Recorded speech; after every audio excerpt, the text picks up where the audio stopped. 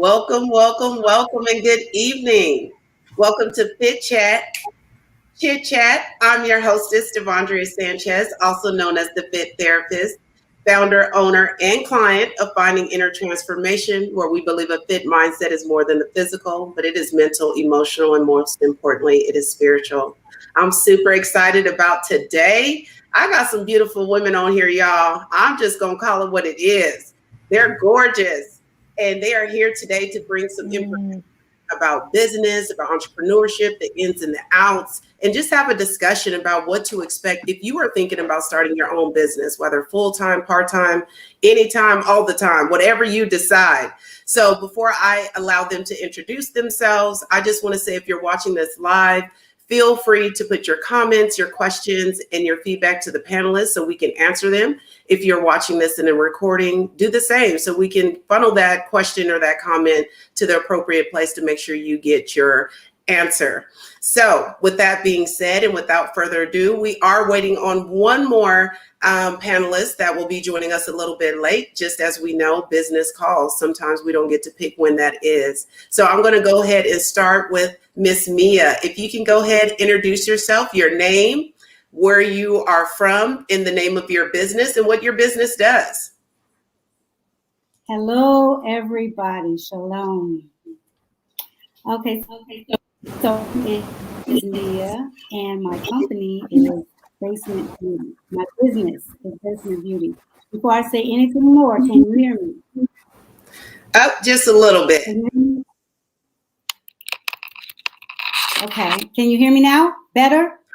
Yes. That's better? Okay, I'm Mia. I'll start from the beginning. And thank you, Devondria, for this opportunity.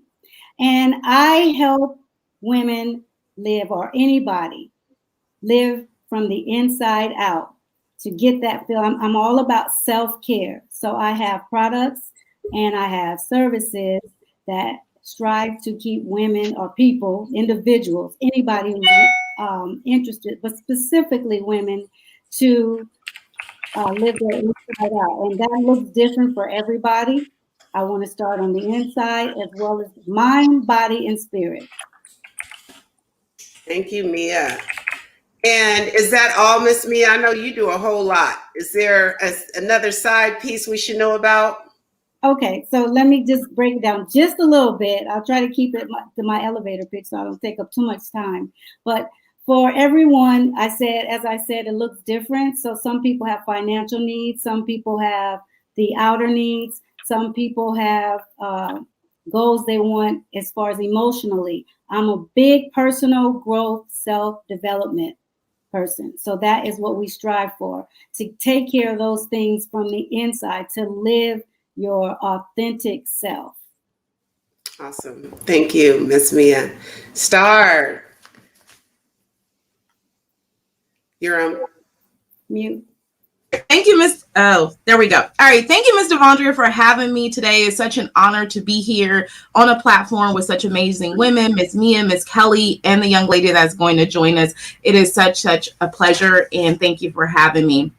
For you all that are out there, my name is Starshima, and what I do is I help professional women get seen, heard, and paid by helping them build an impactful personal brand. Literally, I get alongside them. We co-create a personal brand, allowing them to reconnect, revive at the woman that they are at their core, so they can leverage their genius and make money. Like, that is my super sauce. That's what I do. That's my magic in the world. So yeah. That's awesome. Thank you, Star. And where do you do that from? Where are you residing, or your business? Thank you. I'm located right here in the good old Fresno, California, the place where all the magic happens, right in the Central Valley. Awesome. Thank you, Star. Miss Kelly. I am back. Hi, everybody. My name is Kelly Baker, and I'm a licensed marriage and family therapist. I'm also the owner of Onyx Trauma Healing Center. I'm located in Hanford, California.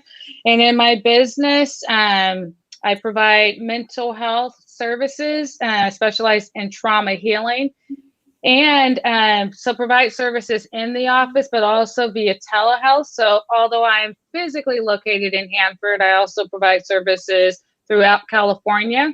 and providing services that are culturally appropriate, culturally sensitive, and really, tuning into some of the differences for African American folks. And I see individuals, I also see couples and families.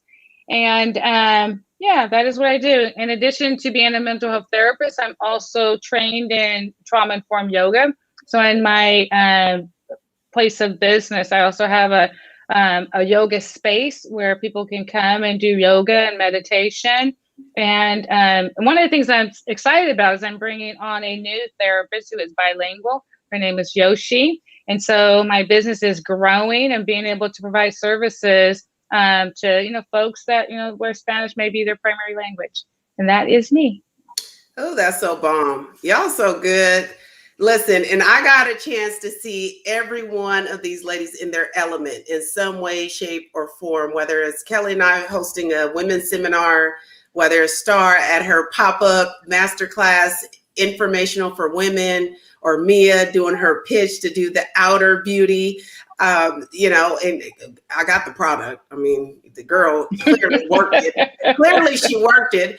And so I know for myself, finding inner transformation, it started off one way, which was going to be about private practice. Kelly is my witness to this. And it just snowballed into more organizational healing. So I go to organizations or do it telehealth wise, where I put on these trainings and talk about mental or emotional health. I also do crisis debrief for organizations that have maybe just went through a catastrophic event.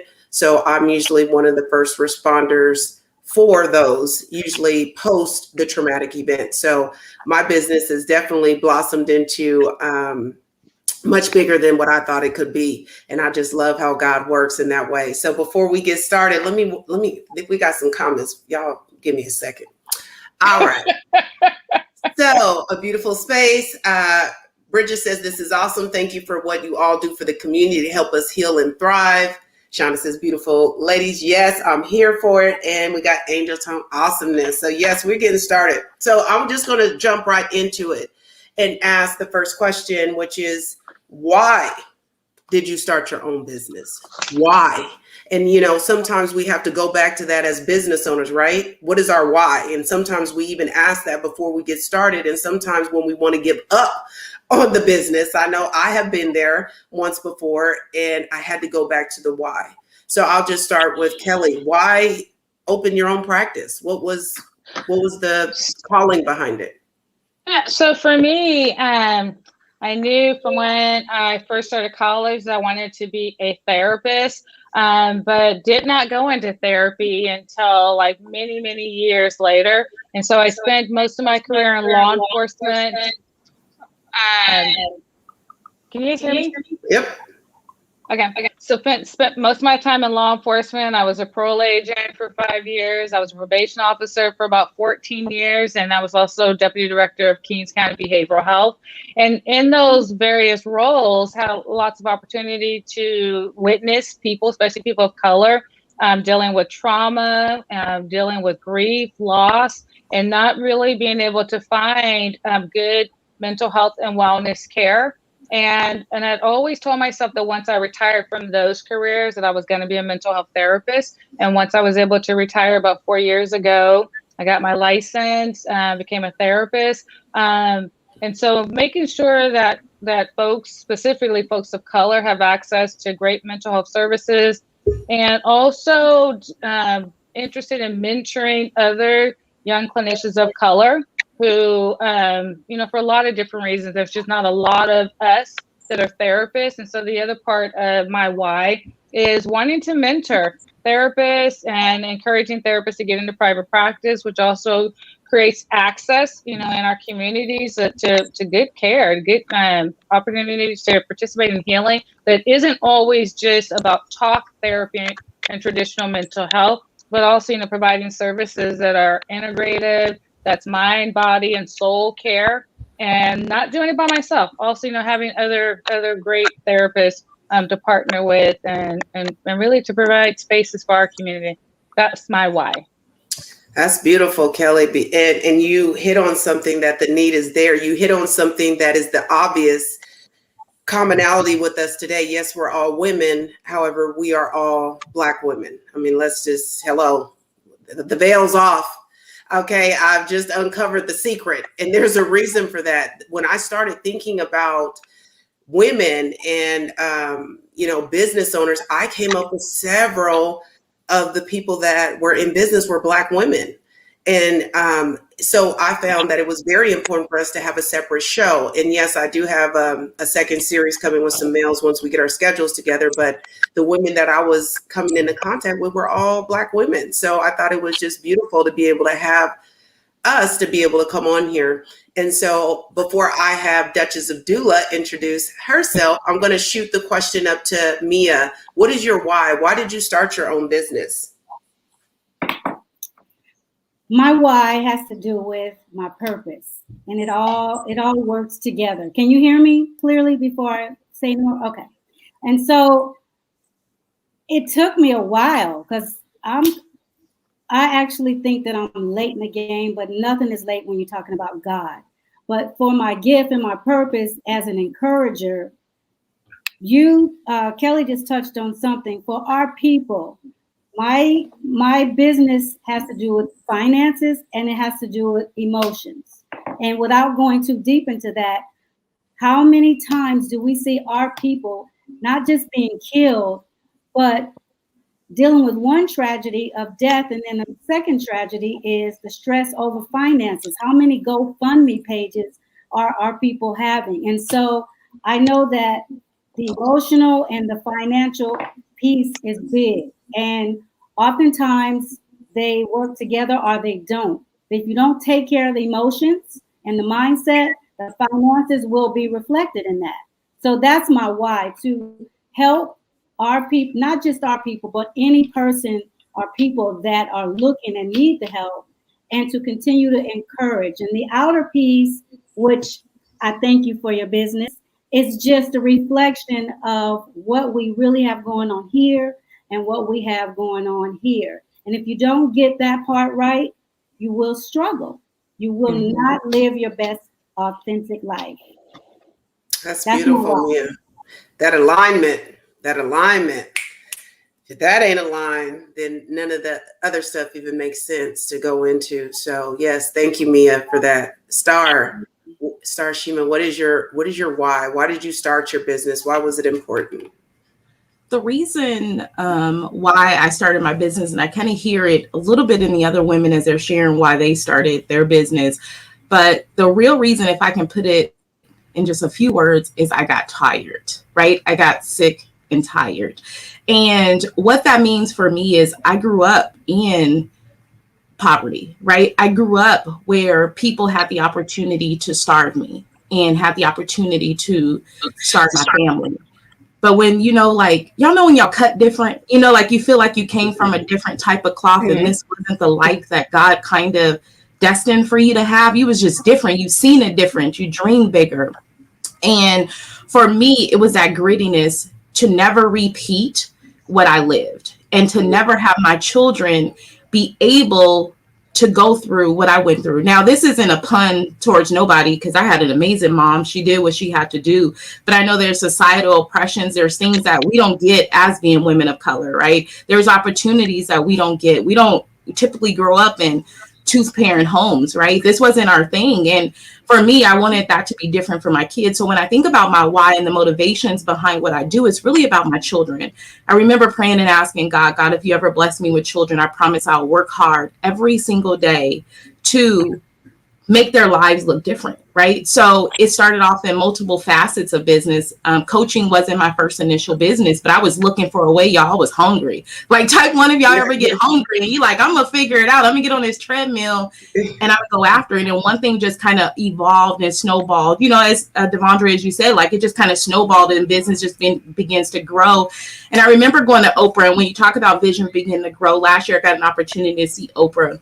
And then she stood on that stage and she was talking, and she talked about her journey, and she talked about how her vision just grew once we just started moving. See, my why was that, God, I didn't want this situation to ever look like this for my children. So that's where it kind of went. And one thing just led to another. But a huge transformation point of why I landed in coaching is because for me to get out that situation, I had to do a lot of inner work. And you guys are talking about transformation, right? I had to unlearn a lot of the beliefs that I had learned and the things that I felt that I was entitled to based upon what I seen. You know what I mean? Like, so I had to unlearn that. And once I began to do that and do the work and build the brand of me, it was liberating. I was like, oh, this is what a sister get. I get to get this. And so with that, it was my motivation to go and break other women free of saying, sis, you deserve this. You deserve to, you're worthy of it. You're classy. You're the CEO of your life, you know, like you deserve this. And that's where my why come from, serving women. So my why is kind of threefold. It's kind of gritty, y'all. Sometimes it brings me to tears, just even thinking about it. But I want my children's lives to see different. And see, I'm the only key that's going to do it, because when you give people the opportunity to feed you, you give them the opportunity to starve you as well. And I didn't want that to be my narrative. And as you talked about the financial component to it, right? Like, we don't know. That was what I grew up with. So now we're learning these things of how to build wealth, right? And I know how to make money now. Now, how do I build the wealth that's going to have my children's lives different? So that's why, and that's why I'm so passionate about really women just tapping in, doing that inner work, that inner transformational work to make the impact that they want to make in the world. Like, because we're magic. So that's the reason why I do it. Y'all, I'm in the room by myself. Okay, listen, I seen Oprah too. Did you go to the one in LA? No, I went to the one in San Francisco. I remember you saying you were going to LA. I think you went like the week she was touring from San Francisco to LA. So I seen her in San Fran. That was beautiful. That was beautiful. Other than the fall, and you know, they hurried up and put that on social media. She did. She got up with class. You hear me? She did.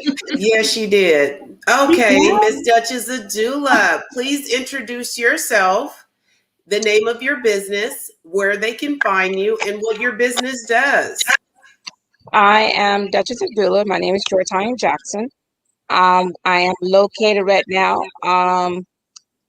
transitioning from one office to home office right now due to COVID. Right now, we are a team of 4. We have 3 other doulas that's on Duchess of Doula team. We take care of moms during their pregnancy and at the end of their pregnancy, postpartum. So we offer the service of getting yourself ready for pregnancy. We empower you during your journey. So we teach you how to advocate for yourself. We teach you the pregnancy rights. Most people don't know that they have rights during their pregnancy. And we try to make sure that we're cutting down on African American, people of color, healthcare disparity. That's so good. And where are you located? You're in Hanford, Lemoore? We are located, well, we're in the process of getting an office. So the new office will be in Lemoore, along with the boutique. Awesome. That's amazing. And the need is there, right? We don't have a lot of advocates going after the disparities that it's real, right? I mean, anybody can Google the people of color disparities amongst healthcare. And that means general, mental, physical, pregnancy, post-pregnancy, and all those other things. So thank you for the work that you do. And so my question extends to you. What was your why? Why did you want to start Duchess of Doula? I have been a doula. I've been a dibbing and dabbing. So I was a nurse for 24 years. So I only did the doula part for my friends.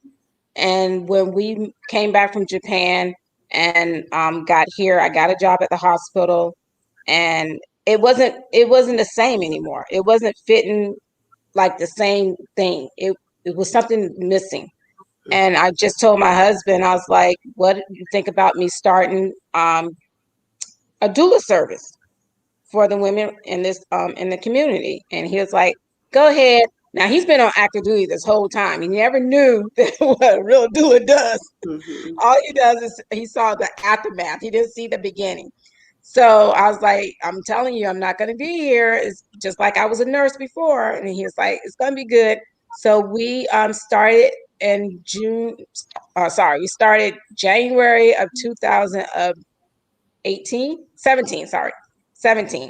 So we started, I had a few clients that were with me that were active duty, military spouses, and civilian. So at this time, I asked them, I got their opinion. I was like, what do you think about me starting a full-time service to offer more empowerment to other moms?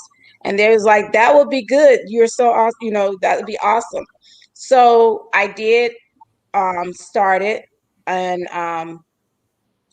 it's not like a job to me. It's a passion for me. So I'm in love with helping others, making sure that the mom is empowered. So that went hand in hand with mine. The real reason to start it is because a lot of African American mothers and women of color do not know the aftermath of birth. And when I say that, a lot of moms go along what the doctor says. If the doctor says, oh, you got to have a C-section, why? Or the doctor says, oh, you got to come in and have your baby be induced, why? They don't know they can ask questions.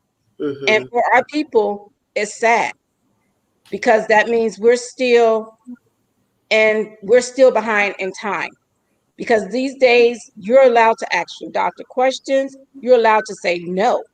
And a lot of women don't know that. A lot of women don't know they can have a VBAC, long as it was in that description of that paragraph, those certain words. You don't have to continue to get a C-section after C-section.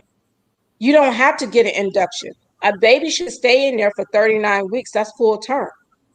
But however, a baby should come when a baby is ready to come. No one should force a baby out. No one should tell you you have to get an epidural. No one should tell you you have to lay down on your back to have a baby. But for me to empower another woman of color, that means I have done my goal to make sure that they know what they need to know during the time of their process. Yeah. Yeah, that education piece. So it sounds like you're really empowered to educate not only Black women, but also women in general about what their options are, because no one's teaching that. And so for another Black woman to see a Black woman have that advocacy and have that knowledge and have that experience, it just makes it a little bit easier for them to trust. I'm going to use that word very liberally, to trust someone, because sometimes we don't always have the trust with the healthcare system because of the past experiences. So to be able to have someone walk you through that and give you that knowledge, I bet that's just amazing. And I did not have the experience of having a doula, but I tell you what, I mean, ain't nothing popping out over here no time soon, but I would consider it if I was. How about that? Angel says, love this, so well said. When you do something you love or passionate about, it's not a job. So awesome. Yes. I would say for myself, yes, Mia, you want to chime in on there? I just want to say I got goosebumps listening to that. And I've done that before hearing. You said it a little bit different this time, but I still got goosebumps. Yeah. That's all. Yeah, that's so awesome. That's, again, when we can hear people and embrace that we got options. We got options that we don't even know about. There's access to knowledge that we're not being taught. And once you have someone who has that knowledge and that information, wow, it can be a game changer for a pregnancy experience, right? An experience in general. So yes, thank you for that.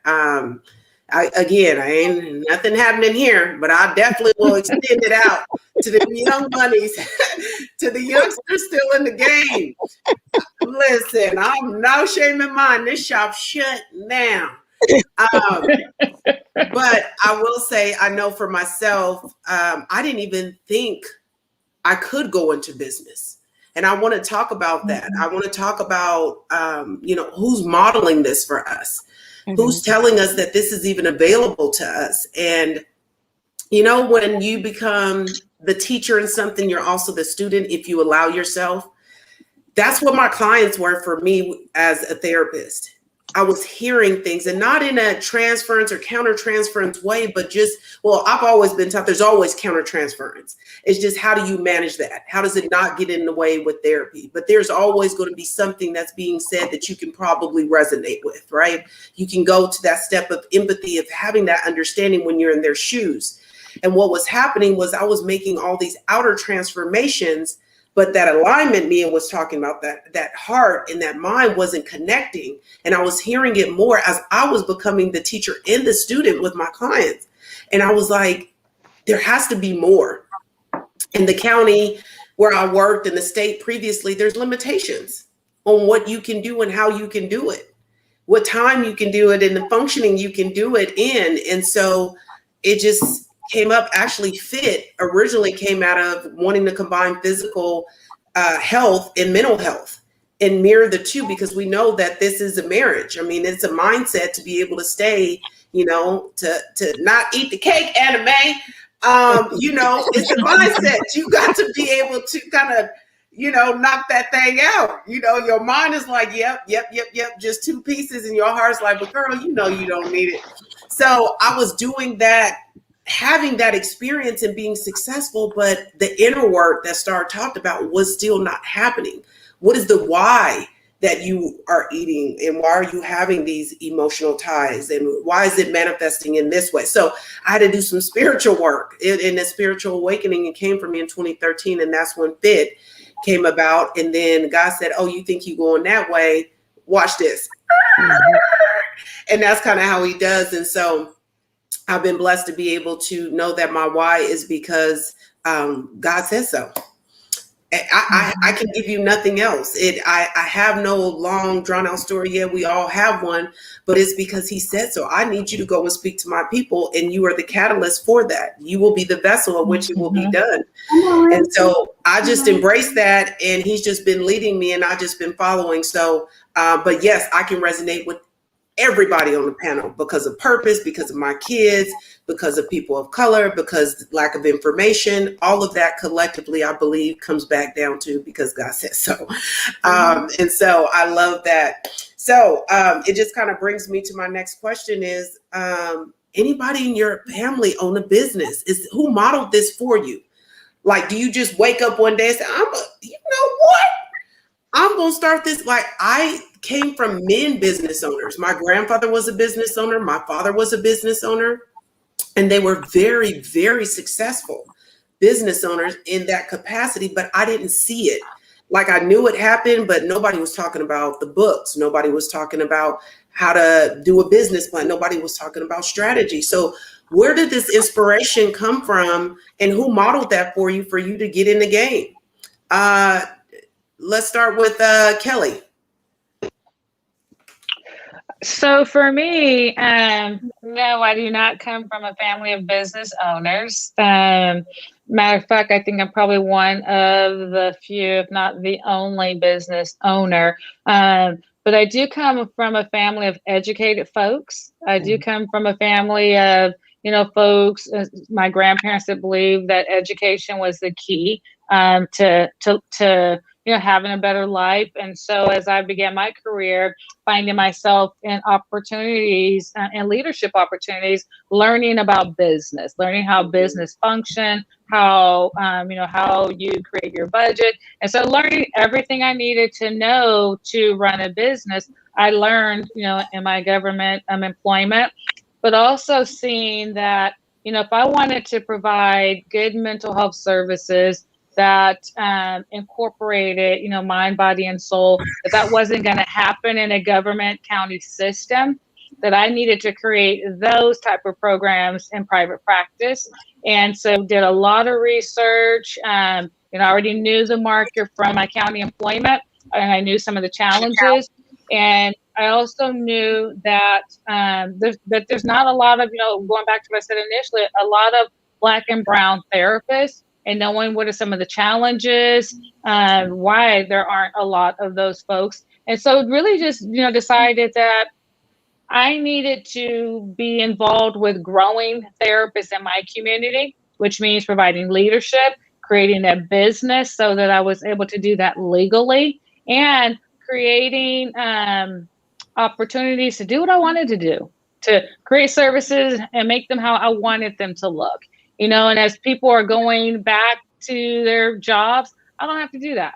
I can do telehealth, or I can go to my office. And so having opportunities that aren't just based on, what I earn, whatever the dollar amount per hour is, but really having some financial flexibility and ability to earn money. And so for me, that was kind of how I got started, but also, addressing, my money stories around, can I generate money? Can I earn money outside of government employment? And realize that, yeah, I can. Actually, I can earn a lot of money. I know that's right. That's beautiful. So really, it sounds like you made your own template. You looked around and then kind of formulated what you wanted it to look like. Most of the time you hear, do what they do, but just do it better. But I'm hearing you say, like, you formulated this own template. No, even despite not having that in your family, but you did come from educated, which does give you a shoe-in to have some level of knowledge and comprehension about what you want to do. And now you can kind of put it and make it your own.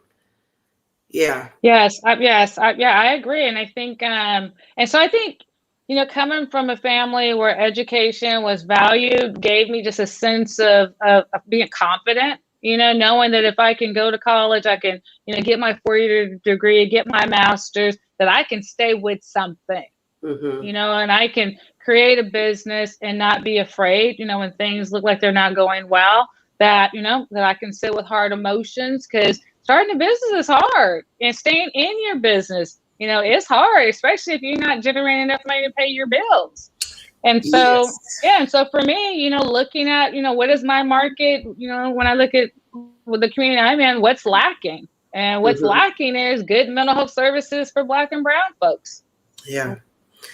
Yes, and amen to that. Yes. Joy, where did your template come from? Who modeled this for you, or how did your business even come about to get to the point where you are today?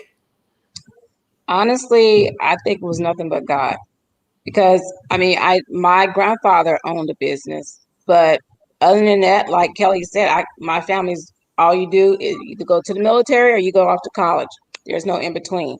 So with that said, I just prayed on it, because I was taking my master's class, and I was like, Lord, I will never forget. I told my husband, I was like, I'm going to start the business. And he was like, okay. He's like, if it doesn't work out, just make sure you go back to school, finish your master's. And I was like, on the side, I was like, please, Jesus, let this work out, because I'm tired of school.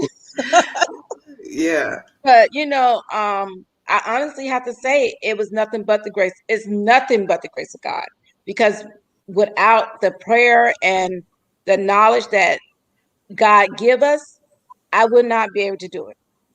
I think I looked at some things and I'm like, I don't want my thing to run like that. I looked at how their outline was, and I took probably some of their tools and used it with my tools, and then made Duchess of Doula what it needed to be. So, without the instruments that I was given and the grace that God has given me, I wouldn't be able to do it. Yeah. And you just opened a boutique as well, right? So you have Duchess of Doula, but you just recently, like, how recent was that? We opened up the boutique in January 11th. Wow. Right. And we're going to talk about business surviving in the midst of COVID. So that's truly a blessing to be able to do that and offer those type of services, and then open another business and obviously walk the path of success and being able to, have it in abundance. And that's where we really lean and trust on God, right?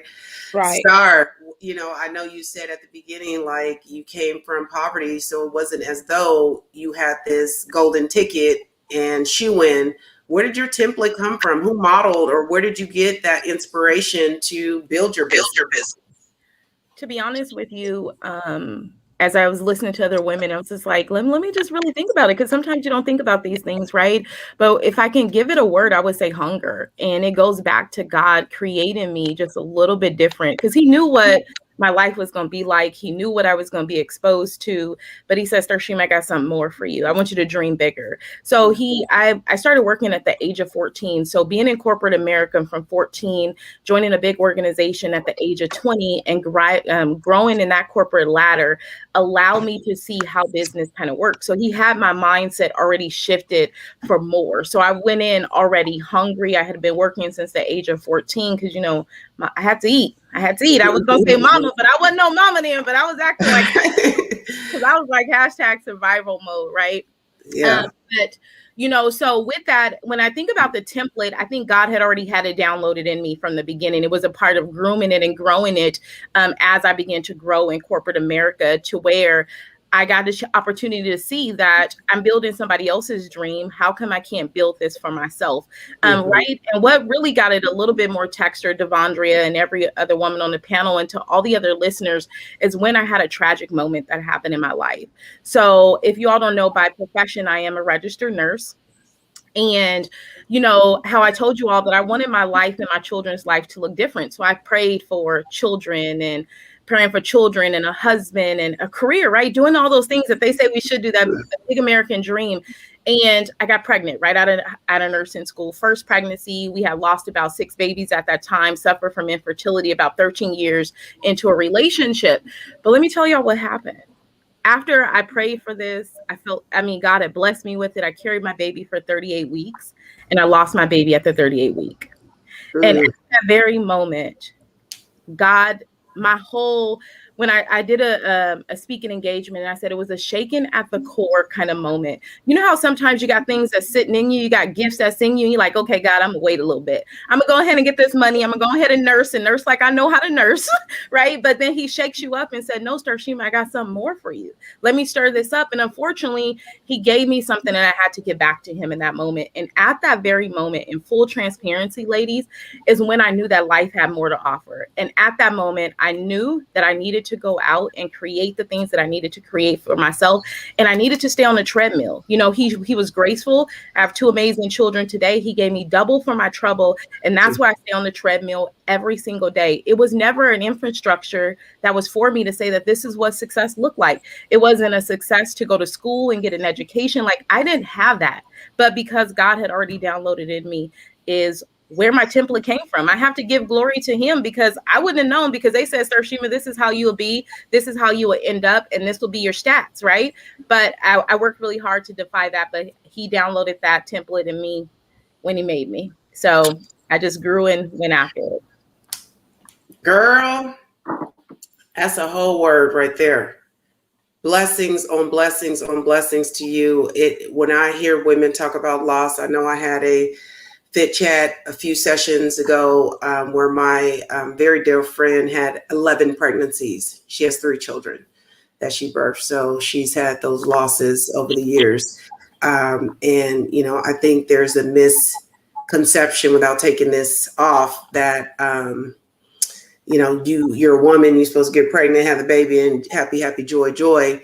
But that was a turning point for you. And how many of us have been through something, some adversity or some conflict or some trauma or tragedy, and that turned us all the way around. Now, some folks, it could definitely make some changes for the opposite end. But what I'm hearing you say is that was the thing.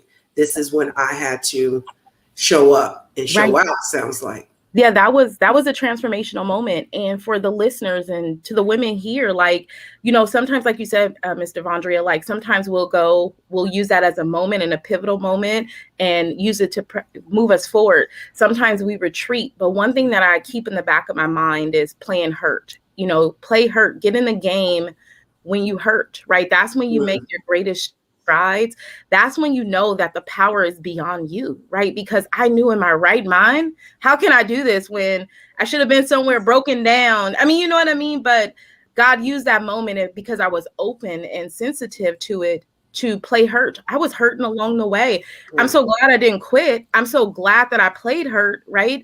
And we still play hurt at different times in our lives and through our lives, but never neglect playing hurt. I think that in adversity is where we find our greatest strength. When our back is up against the wall, this is when we see how powerful we are. So I just want to encourage the women, like, play hurt. I know it's tough. Use those moments to propel you forward. Like, it's game changing. Okay. Listen, y'all, that's my fit tip. Play hurt. So when y'all see it, I will give Star her kudos on that. But that's the fit tip. I'm still in that. Shonda said, yes, all glory to God. We have to push beyond the limits we put on ourselves and God. He wants us to be prosperous. Teresa says, listening to God that has no limits. And then play hurt, Sashima. That was so powerful. Absolutely. Miss Mia, where did this come from? What was your template? How did you decide to move into your business? Who modeled it for you? What's your inspiration coming from? Well, to you and all the ladies on the panel, I did not have a template.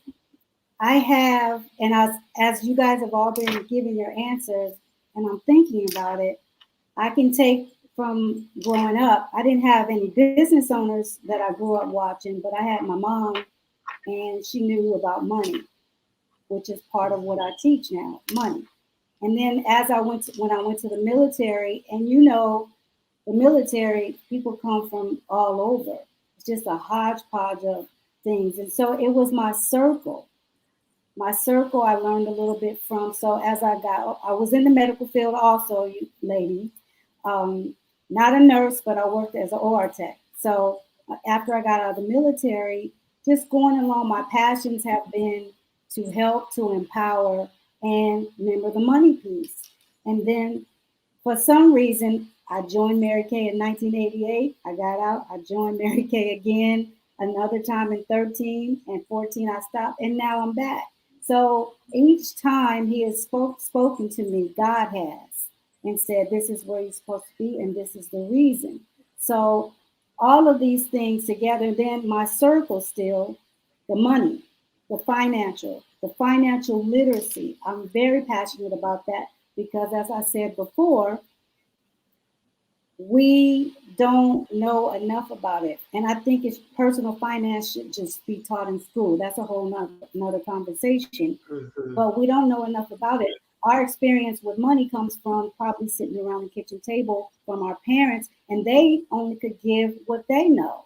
And so just to bring all of that together, all of these things, the emotional piece, we're broken, and I've used that experience, you know, my low points, to bring that in. When we sit around the table and a Mary Kay experience, people are washing their face, but what they leave on the table is the part that keeps going. They're leaving because we talk about our stuff.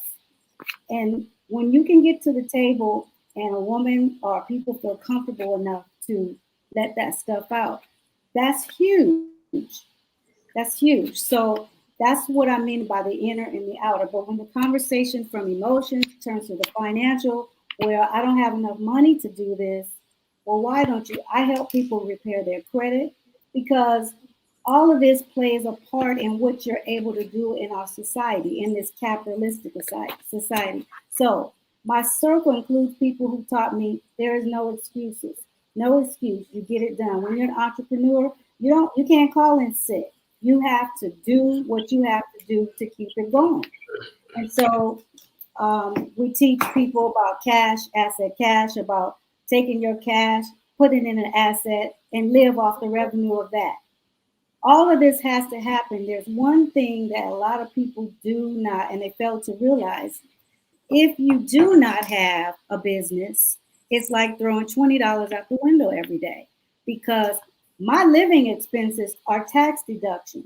I'm going to do the pretty much same things that you're going to do, but I'm going to be able to use that as a write-off and ultimately to not leave any money on the table. So all of this stuff works together. We have to understand and know how to play by the rules of the game, because the wealthy are. That's how you build wealth. And ultimately, that's how you keep yourself together on the inside. It still goes back to mindset. A lot of people say, I want to win the lottery. With the wrong mindset, you're going to be broke in 20 or 30 days because you do not know how to make that money work while you sleep. And that's my why. My God says, I'll go there. That's my why. Y'all heard it. Wealth, assets, cash, credit. What's the name of your book? Go ahead and plug it real quick, Mia. I'm so sorry. So that same circle, we partnered with myself and my husband, and we did a book. A broke Christian is an oxymoron. That's the title of the book. We can't be. We're supposed to be living like kingdom citizens. Why aren't we? That's right. That's beautiful. Listen, y'all go hit Miss Mia. Y'all need your wealth and assets, make money while you sleep. Talk to Miss Mia about what you need to do. Yes. I'm going to just kind of move on to a couple statistics and then just what your thoughts are on it. According to, let me read this. I want to get it right. Harvard Business Review, in the United States, an outstanding 17% of Black women are in the process of starting or running new businesses. That's compared to just 10% of white women and 15% of white men. So we are at a higher point than we've ever been amongst racial and ethnic groups that we could not even be in the same room to compete in. Why is that? What do you think's going on with the sisters? Anybody who want to take that? I'll take it. Oh, go ahead. Go ahead. I was going to say, I think that, we have learned that, in order for us to make it, to live the lifestyle that we want to live, that it depends on us. We're the ones who have to be able to get out there, and grow businesses and create generational wealth, and that we have the ability to do it. I know for myself, that, we build networks with each other. So we support each other. We give each other confidence, to respond to the needs in our community and, in the way of a business. And so I think lots of Black women are doing that. It's like, we see white women have businesses. Why can't we have businesses? Why can't we set ourselves up to be financially in positions to have whatever it is we want? And for me, that's why I own my business. I don't want to have to work for somebody else. I don't want to have to depend on someone else to provide the things I want to have in my life and for my family, for my kids. I want to be able to have a pool, a nice house, an RV. I have an RV, and I don't want to have to depend on, someone else giving me the money to be able to live the lifestyle that I want to live. And I think a lot of Black women feel the same way. Y'all heard her. Y'all heard her. I'm not even going to follow up with that star. I just really piggyback off a lot of what she said. That was really magical. And I think that we have been for so long overlooked, right? Mm-hmm. Overlooked and underserved. And with the movement that's been happening, we're starting to step back into our power and knowing how magical we are, and knowing that many of the things that happen are built off our backs, right? And why not we begin to reap the benefits of those things? So I think women are starting to see that more, and Black women in particular, women of color, that we're now doing that, right? We're making that jump and saying, oh, like we can do this. And as Ms. Kelly said, like we're rallying together more now, right? We're supporting each other, where before we were kind of divided because they kept us separated, right? The mindset about it. So now we're rallying together. And when, just as we sit and hear the five of us on this call, and plus the women or men who are watching, like just what we hear right here is absolutely magic, right? We can empower each other. So to be honest, I just really feel like that is what's driving those numbers up. And with women of color, that we are getting more comfortable with releasing our magic into the world and not giving it away to other people, and allowing them to build and capitalize off of what we've given to them. Because how many times, if you're in corporate America, have you done something absolutely amazing, you changed a program, and you never ever got credit for it? Have anybody ever experienced that? They're building that off the back of you and your magic, and they couldn't a day stand alone and create that magic by themselves, right? So I think now we're retreating from those things, and now we're saying we're going to go and have our own voice. We're going to step up for our own magic. Come join me on my journey. I think that's what it is. Girl, listen, I'm going to hit you, Mia. Let me just take that in for a second. Ooh, wee. Listen, okay. And because you said so many things, and it comes back down to faith, bold and courageous, what we've been called to do. We've been called to do those things, and now we're getting the confidence to be able to step into those things. It hasn't that it wasn't being done. It was being done, as you said, but it wasn't being done at us in the forefront of it. So, thank you. Miss Mia. I would say, just to piggyback on what she said, we're waking up. A lot of us are waking up. We're understanding and taking advantage of opportunities when they come along to start a business. And over the time, and I know you're going to go into this, over the pandemic, there have been many opportunities because things went virtual. Our company lowered the cost to come in and start. That's just one thing. And then people are realizing that their time is important, more important than 40 hours a week on a job. Your time is important that you have. I always think of the story of Adam and Eve in the garden. And I never read, somebody help me, I never read about them punching a clock. And their needs were taken care of. They never went to anybody's job. They used the gifts and talents that God gave them. And so I just think about it in that way. Our time is supposed to be, we're supposed to be living on purpose and making a living off of the gifts that were put in us. Not on, and I'm not knocking a job at all. I am just saying you have to have something that is going to allow you to live off of, because you're not going to be able to work the rest of your life, either by choice or by default. You're not going to be able to work bringing an income from your labor. You need to create some residual income. You got residual bills, so you got to have residual income. Yeah, that's so good. Shonda said, make the money work while you sleep. Yes, all these nuggets. Ooh, kingdom citizen and right. Reap from your own creativity and magic. So yes, absolutely. Joy Tanya, did you want to chime in on that? I mean, I know the girls kind of like already shut me down. I ain't got nothing to say on that, but listen, anything you want to say? I'm going to say they said it all. Yeah. I mean, they said it all. I mean, we as African-American women, we have been a strong person, which be the household or be in the office or what have you. But now is our chance to move forward and be more. I mean, you're not just there to clock in time, like Mia said. You're not there just to clock in time. Everybody has a purpose.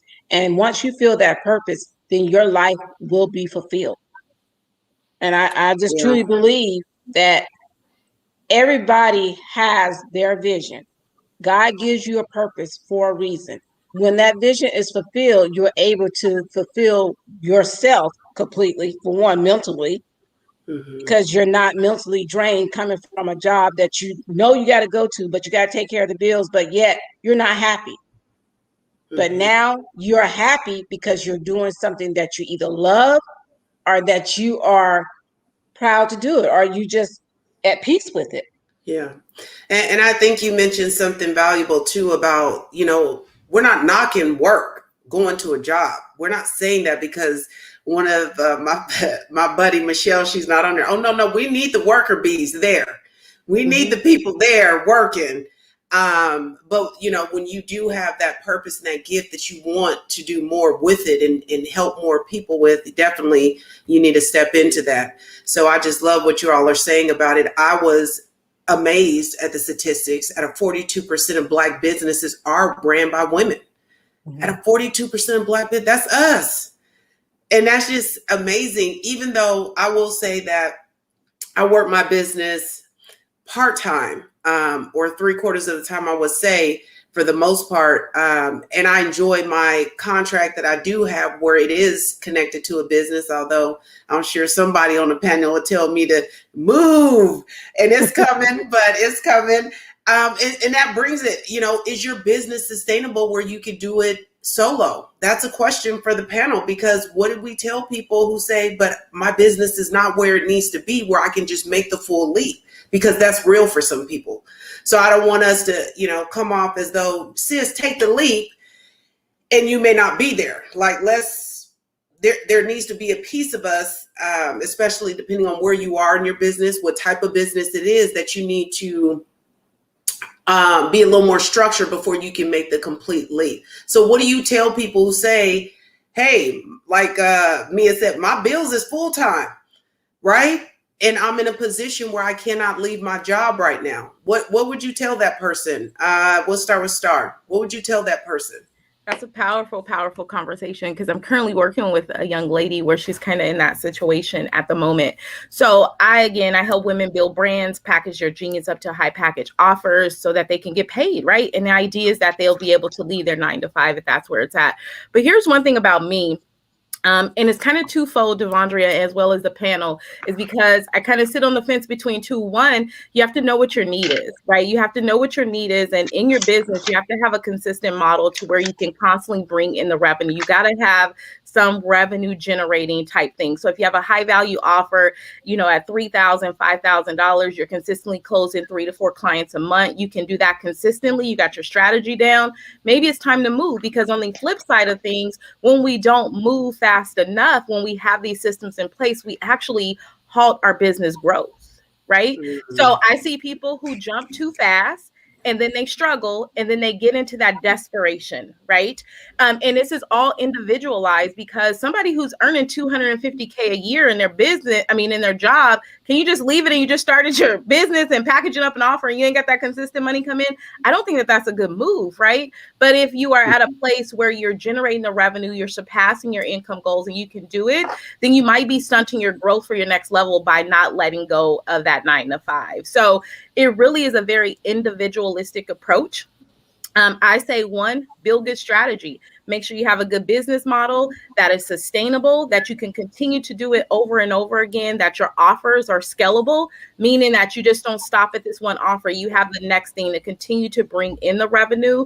That's what I would tell the woman who's ready to leave their 9 to 5.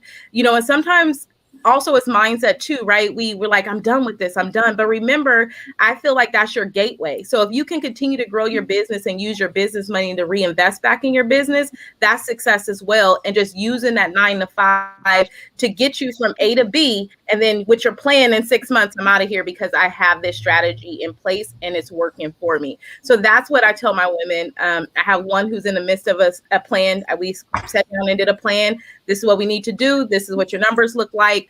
And in the next 6 months, if you're able to do this consistently, let's make that move. So that would be my advice. That's beautiful. Mia, what's your thoughts? She's ready she has this job. She wants to be in her own business, but she's like, listen, the way my bills is set up, what would you tell her? Or him? I would tell them, him or her, duplicate yourself and or cash, asset, cash. Don't leave until you've built another asset that you can live off of that revenue. And this goes in line with the why. Is the goal is to enrich or encourage and help other women. Duplicate yourself by teaching other people. And as soon as you get a line of, I don't know, however many, 3, I always work with 3, teach 3 women to do what you do. And then that will set up some residual as well. But don't walk away until that business or your assets are able to support you. Yeah, because that's good. Taking away your labor, that's taking away your income. Create other things so that you can walk away. That's beautiful. Kelly, because if we've had this conversation, listen, I'm about to get on repeat right now. We have. And so what I would say is, looking at what's the reason that keeps this particular person stuck in the 9 to 5, making sure that it's not just fear, and being really clear about, it isn't just jumping into something new without having a plan. It's being intentional. It's about having a strategy that you're working on while you are in your 9 to 5. And also, learning of the difference between providing a service and being an entrepreneur. You can't just work in your business. You have to work on your business. And if you don't know how to work on your business isn't going to grow. And so lots of folks can provide a service, but can they run a business? And you need to make sure that you can do both. And you need to do more running than providing the service. Woo! That's so good. Listen, I have learned more in this last 6 months to where my hairs is standing on top of my head, because I knew I was a therapist, but I didn't know about being a business runner, owner, and all those things. And I just for myself, I know it's okay to take tidbits if you have that cushion. You know, one of the blessings I have is I have a support, right? I have another income coming in, which is my husband. I know everybody doesn't have that. So when they make the leap to the business or wherever it is they're going, you know, that fear can come there.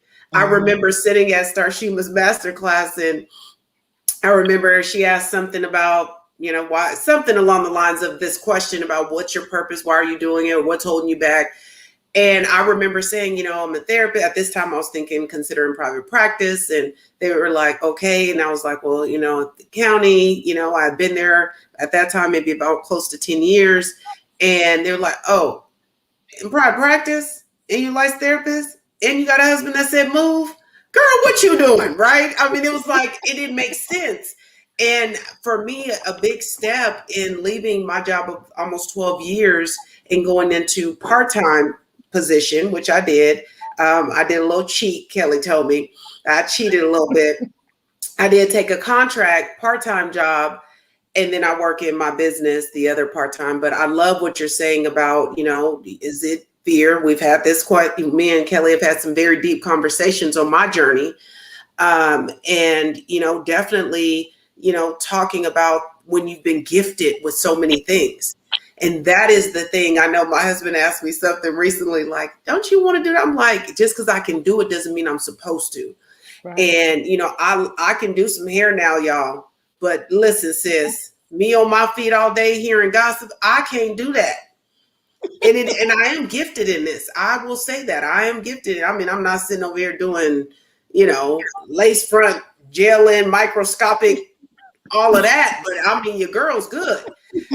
But that's, even though that's a gift or a talent that God has given me, doesn't mean I'm supposed to do it. And I know sometimes we got to hone that in because we can get sidetracked. I know for myself, that was a big thing.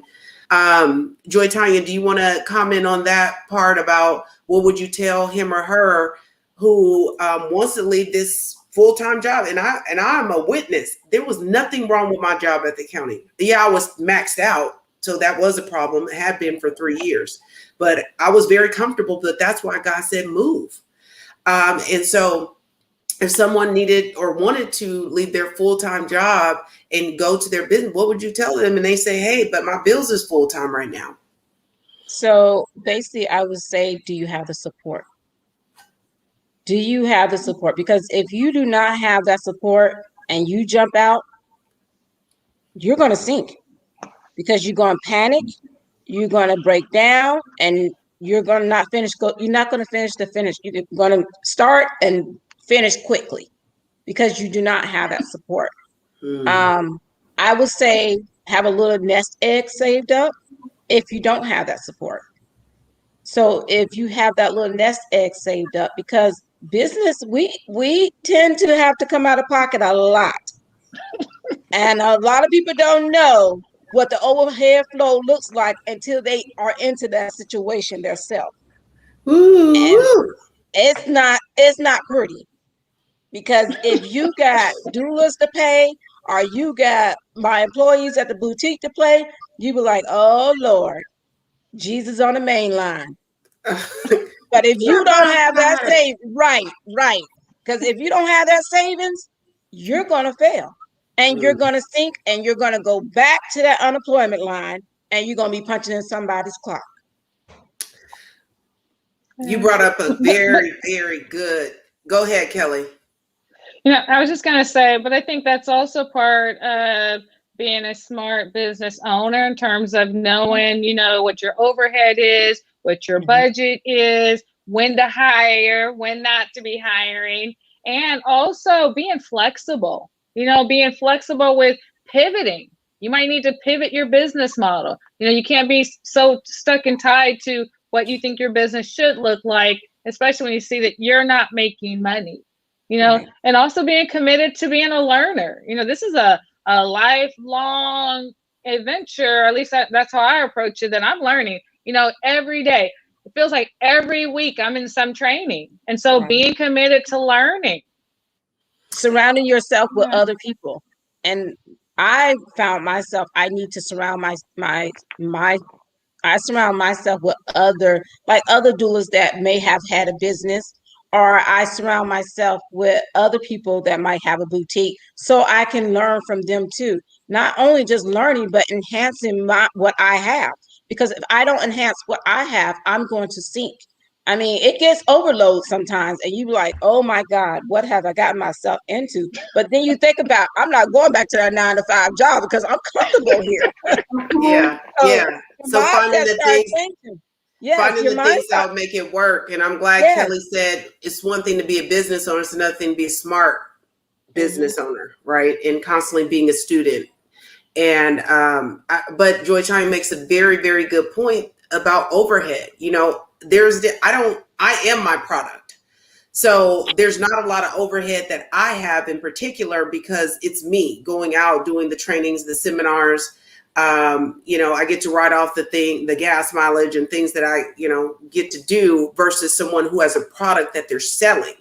I would imagine that looks a little bit different on overhead flow when you're the product versus selling the product. And, you know, and so again, all of those things make a difference, but recognizing that they talked about that in Forbes and Harvard Business Review was one of the reasons why, even though Black women are skyrocketing with opening business, the reason why they're not as successful is because, you know, the revenue, or they're getting into a saturated jobs that are already there, restaurants, hair salons, nails, where there's a lot more competition. And both of them mentioned though in the articles about not having fair access and equity to finances, to loans, to getting grants, to being able to have that. So that puts us at a disadvantage to be able to sustain our businesses. If you need that in order to grow your business. And so all those things need to be looked at. But I think most importantly is being able to say that I may come out, most business owners do the first year. They come out of their own pocket, most do. At least that's what, was written. And they see after the first year to 2 years that you then can start producing and getting that money back. So you guys were all on point. But once again, it goes back to what kind of business you're in. Yes. Because being in a doula service business, you don't start seeing anything until the 3rd year, actually. Because you have to get that clientele, you have to get that doctor, you have to get that midwife, you have to get all those connections to make sure y'all are on the same path. Because if you're not, then you don't have no clients. Or if you're not empowering yourself and keeping yourself abroad about the laws or about the childbirth journey, you can't produce anything. You can't give someone something that you don't have, because Google is not correct. Yeah.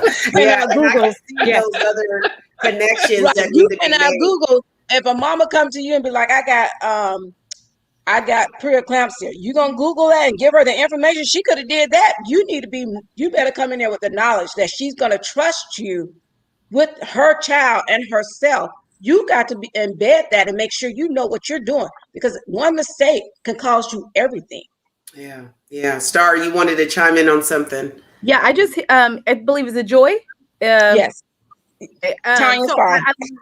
one thing that when I'm hearing her talk, like I hear her talk about empowerment and networks and communities. And I think that that's one thing about us as women, as African-American women in particular, is start building these networks of powerful people to help you grow.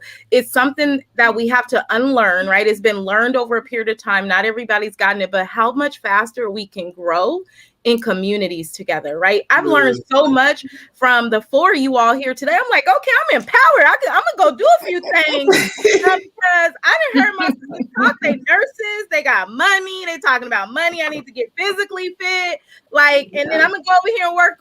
Miss Kelly, she tell me make sure you got your stuff right. Make sure you're smart. Right. So this is the magic that's right here, and this is what networks and communities look like, because it's an old saying that your net worth is basically, I mean, your network is basically your net worth, right? The more you know, the more people that you're around. And I think that that's one thing that we have to normalize is getting the help and sitting at the feet and being students to the game. And that will help us grow our businesses a heck of a lot faster. Right now, as Miss Mia is talking about, I'm learning how to build generational wealth, right? It wasn't something that was instilled in me. So I got to sit at the feet of this person to understand how to structure myself. Now I know how to make some money. Don't get me wrong. Now I can make some money, but I don't know what to do with it when I get it, right? To make sure it's there. So I'm sitting at the feet to learn. And we have to be, I think, adopting that mindset to be good students and to learn, as Kelly said, as Miss Joy said. And I think we'll grow a lot faster. So that number that you're referencing, around not having access to finances, or why, as although we're starting businesses really quickly, but we're not capturing the revenue and the gain as some other cultures or ethnicity groups may be getting, is let's build our power circle. I think in the magic, when we support each other and get in connection with each other, then we're able to grow faster. But sometimes we think we got to do it by ourselves. And I think that's part of it, because I'm a firm believer as a personal brand business coach, no matter who's selling what you selling, you got the magic. Right. Put yourself in a lane of your own by just being you, because nobody can be you, no matter if they're selling hair, if they're doing nails. But sometimes we don't grasp that part of it, right? So I think that as a collective, and that's what I had to learn. I didn't reach. Somebody said that Google don't tell you everything. I was a YouTube university and a Googler. I'm like, I'm not paying nobody nothing. Let me figure out how I'm gonna get this. But let me tell you, a huge transformational point was for me when I invested in myself at a high dollar investment that made me get a little bit gritty, forced me to sit at the feet and learn, is why I can sit here and have this conversation with you all today. If not, I'll still be Googling university trying to figure it out. And I still go there sometimes, I'll be honest. But, networking communities are absolutely powerful. So I heard Miss Joy say that a couple of times in the empowerment. And I just wanted to highlight that, because I totally agree 1,000% on that. Yeah. But we also go by, when we uplift each other, we do better. If we don't uplift each other and knock each other every time that, oh, Sally Sue's over here doing this, but she's doing this. Why? Your vision, like you said, your vision is not the same as God gave me that vision. If God gave you a vision, it's for you only. I mean, you could copycat somebody else, but is it truly your vision? Is it truly your purpose? So if you don't serve in your purpose, you're not going to survive. But if you try to be a copycat of someone else, then you will fail. Yeah. So Tyrone said, what is for you is for you. Mia, you wanted to chime in on that comment. Yeah, it was a lot there. I will say to Joy, comparison is the thief of joy. We all have our own thing, our own gifts, and we need to move in it. And something else for Star, I think you are a coach. One of the expenses early on in the business, I say keep it, longer than the beginning years, but it is an expense that you need to have. We all need coaches. You need somebody that is coaching you, and then you need to be coaching somebody to prepare them to come, behind you, or do the part of that duplication process. So everybody needs coaching, and you have to factor that in as a cost or as an expense for your business in the beginning years, until you get to where you feel comfortable. And even then, to come out of your comfort zone, it takes you to get coached a lot of times by somebody else who's there, who can see your potential and pull you up. Yeah, it's called investment in yourself. Yeah, I will say that, the blessing that I have, Kelly and I do the same thing.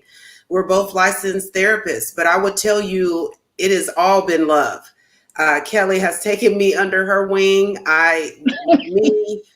Another therapist, we came together and put on a seminar. It's not like, let me just do it, let me have it. It's like, no, Kelly, we gonna do this.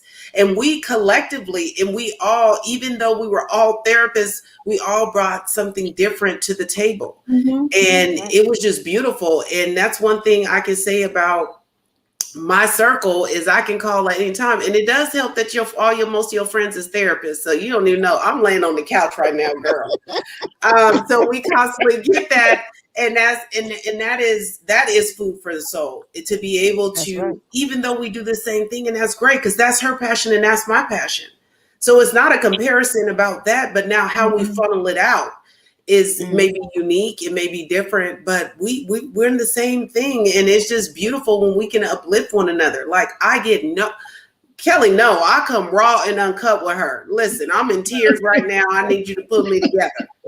And I have no problem doing that. If she has a question, she knows this is an open door. And same with any one of my friends, even though we do the same thing, there's no need to compare that. It's just what God has for you is for you. So I'm going to go to a question. It says, how did you figure out your worth as far as what you bill people?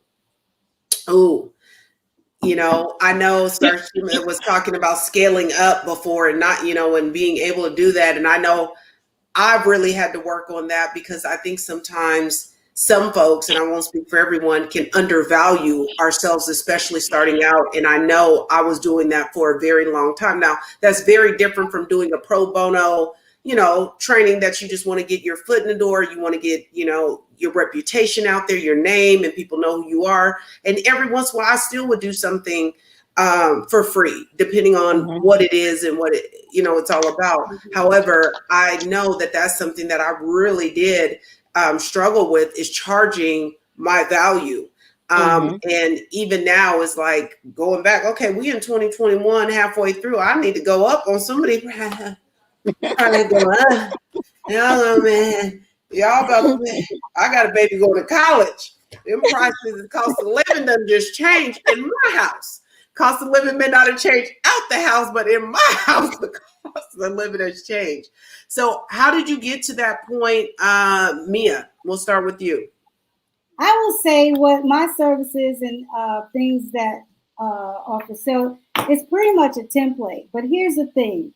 There's a price that is given that I can go by. There's also the value that, or what it's going to do for that person. So if I'm going to charge something full price, Holy Spirit might whisper me a totally different thing because there's a different kind of value and it's not all monetary. So I tune in to hear what the Spirit is telling me to do. And then if I'm running a sale, I'm always running a sale on something. But I usually, my prices are set.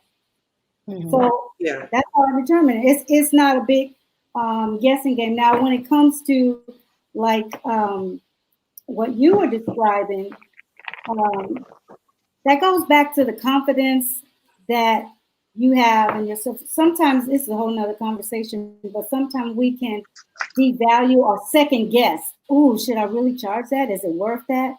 Am I worth that? So that's a whole nother conversation that you have to have. That's that personal growth and self-development, because you can't shortchange yourself. You can't devalue what you're giving. And most times when we're on this panel, we have a wealth of information between us. You can't knock that down. But again, there are other ways. If somebody wants your services or what you have to impart to them, and because they consider it value, there are other ways that you can pay if money is a problem. There's just other ways of doing it. So I look at the whole picture. Yeah, I agree. I think it may be easier when it's product based versus you being the product in your time and your effort as well. Kelly, I know you have a wealth of knowledge on this, but I want you to chime in and give us some tidbits about how you structured your worth or your value of the product being you and billing someone. Yeah, so I think that there's multiple layers. Knowing what your story is with money, and really being clear about when you charge people or even ask people for money, how does that make you feel? If you say my fee is $125, but I'm giving you that message that I'm not even okay, right, with even saying that that's what my fee is. And so of course people are going to come back with, can I get a discount? Or can you slide, to a lower fee? And so being really clear about my relationship with money, also being really clear about I invest in myself so that I provide a high quality service. And the investment in myself, I pay for coaching. Matter of fact, I had a coach that told me, if you're not generating revenue, and then you are really in an expensive hobby. That is not a business. Mm-hmm. And so you need to be generating revenue, making a profit. So that made me really think about, I'm funding this business out of my own pocket. So really, it's not a business. It's a hobby, Mm-hmm. and also looking at, if I'm swamped with business, then I'm probably charging too low. That's a good time to increase what I'm charging folks. If I am so swamped that all of my spots are completely booked, it's time for me to, increase my fee. Also, when I'm charging more, that creates excess income for me to provide some pro bono spots or to provide some scholarships for folks who can't afford it, because folks who can afford, pay my full fee. Some of the other things I think about is, when I set my fee, I'm not setting my fee to make it accessible to everybody. I'm making it accessible to my clientele, the people who are looking for what I have to offer, who are willing to pay what I have to offer. And so, folks who can't afford that, they're not my clientele. And so I can't feel bad because my price isn't affordable to everybody. My service isn't for everybody. Ding, ding, ding, ding. Yes. Yeah. And then also, I invest in myself so that every client I meet with, whether it's mental health services, it's consulting, it's coaching, it's yoga, that they are going to get a high quality service. That's and so right. I'm gonna set my fees based on that. I'm giving them a high quality service. And so those are things that I look at, for myself. Some people in expensive hobby, y'all. You heard her say it right here. Did she not say a word? That was you. Well, also, sorry, a year, maybe 2 years, about a year and a half ago, I paid for coaching, like the most expensive coaching. I went to this workshop and they talked about VIP coaching. So I wrote the check for the amount. I carried the check around until the end of the workshop. And then I'm like, ooh, I had to look at it, think about it. And then I put it back in my pocket. And then I said, no, you need to do this. So paid the money. And I can tell you it's because of that program that I started my business like the month that COVID hit.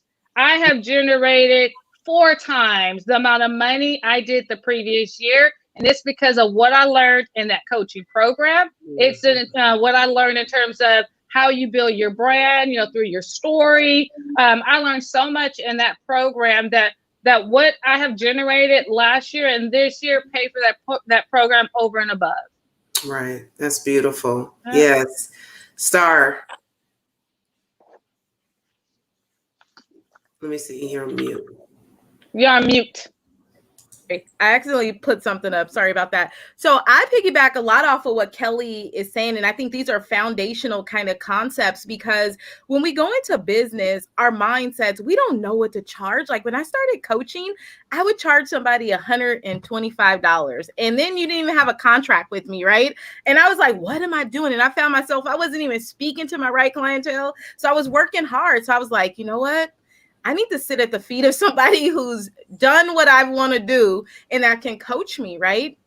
So getting that help, one is to get started, right? How do you begin to know your worth is one to get started. We all got to start somewhere. So if you're starting to coach for free and you're getting a testimonial for that free coaching, if you're charging $100, $50, $75, whatever it looks like, the key is to get started.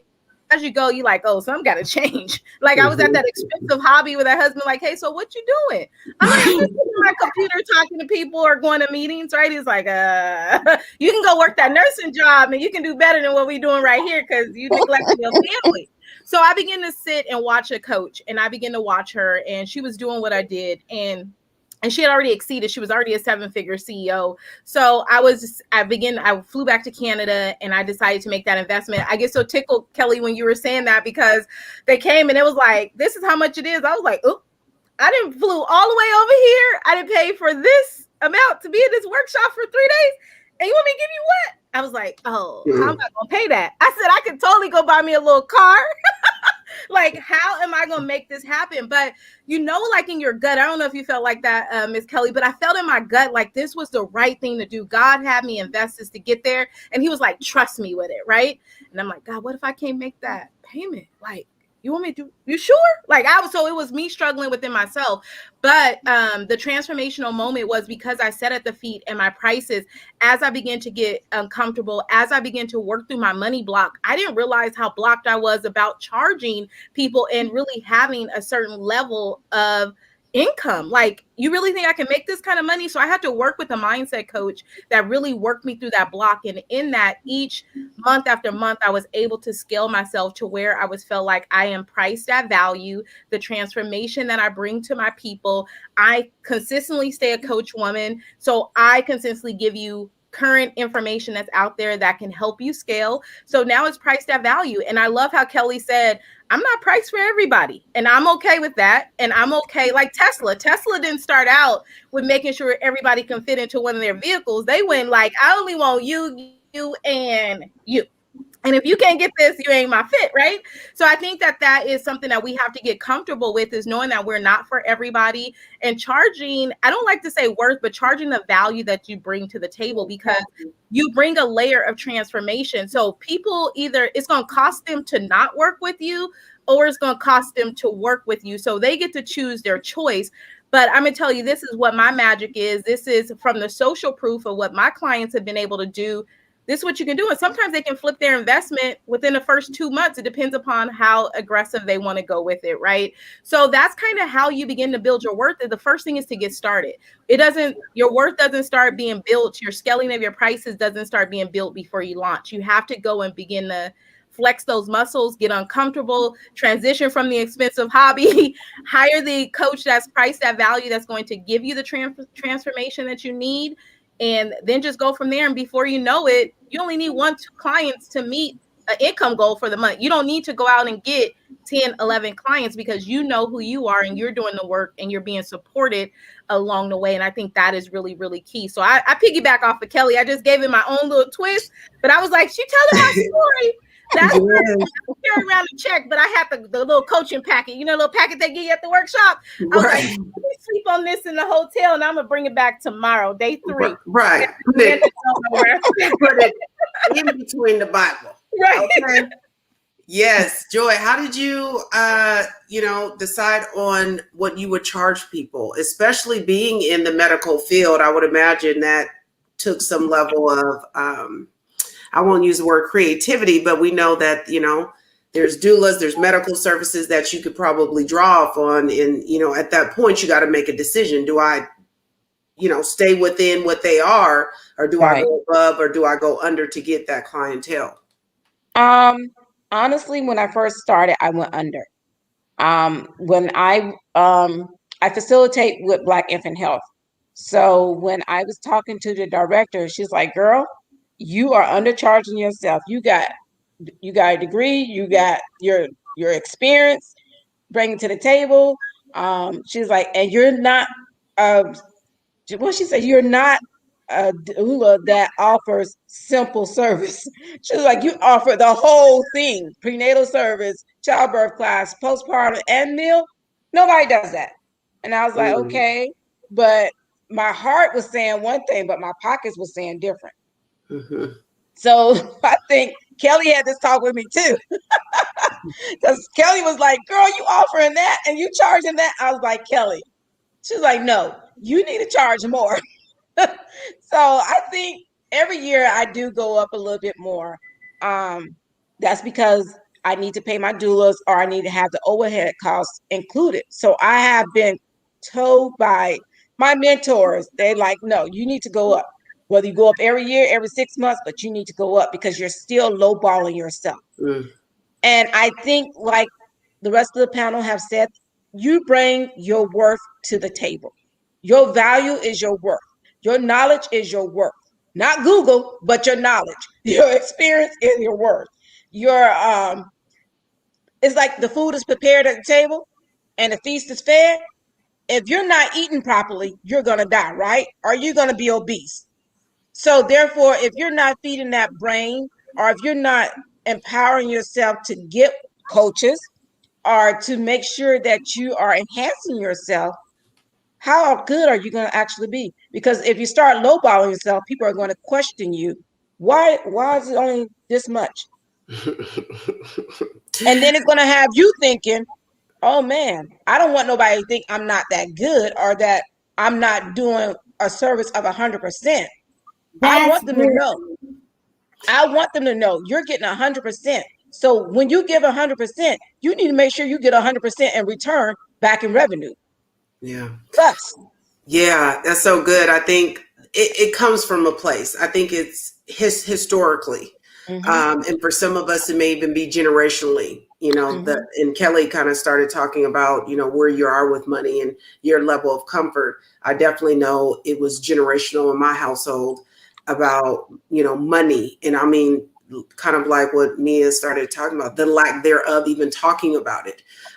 It was definitely hearing about the bills, but not hearing about the income, not hearing about investing, not hearing about these other things. So your fear may come up when it comes to money. And I definitely know that has been a stronghold for me over time, even to get to the place where I am now. So yeah, that's all of these have valuable comments, because I think I know there are people that are going to listen to this and still be struggling with what to charge. Or they look at, well, what do therapists pay in this area? Right. And that right there itself, you just said it. What is the cost for a doula to have doula service in this area? Not in the Bay Area, but in this area. And then you have to be like, okay, let me take this down, because in the Bay Area, a doula costs anywhere from $3,000 to $4,000. And if my mentor was on here, she'd tell you it doesn't matter.